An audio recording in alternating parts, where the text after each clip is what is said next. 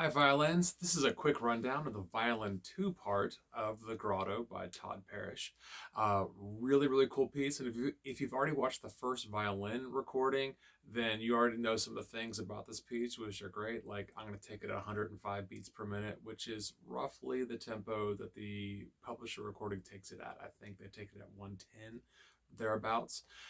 Anyway, this is for Violin 2, this is a great piece because it definitely runs through the D string and G string notes, primarily D string for this part. So you're going to be using the 2-3 hand shape throughout almost the entire piece, from beginning to end.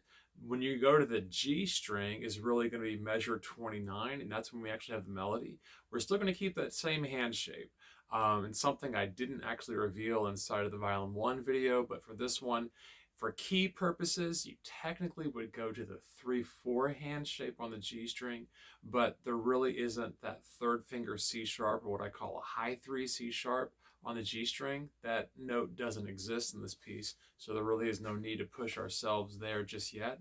Great practice for you if you want to actually do that when you cross over to that string, but not 100% necessary. As you're playing through this piece, always practice with a metronome. That way you can really focus on those moments where you have dotted half notes that are 3 beats, half notes that are 2 beats, as well as your half rests, which are also 2 beats, and your quarter rests, which are 1 beat. As you're playing through it, I'm going to recommend that you actually do a 4th finger A, just like the actual the publisher suggests when you're actually playing through this piece. That way you keep the majority of the notes on the D string. So without further ado, this is the Grotto. Get that metronome going. Right. 1, 2, 3, 4.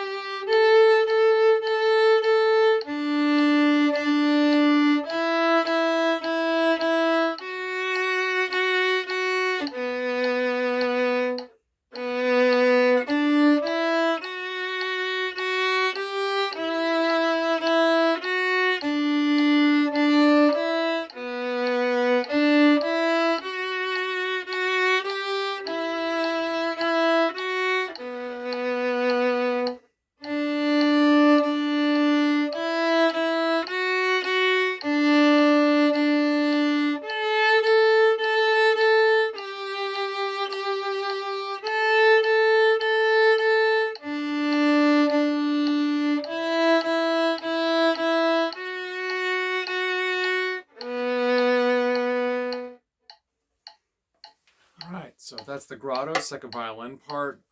Once again, it's a really cool line, the way it also lines up with the first violin part and the viola part, because these are actually 3 independent parts.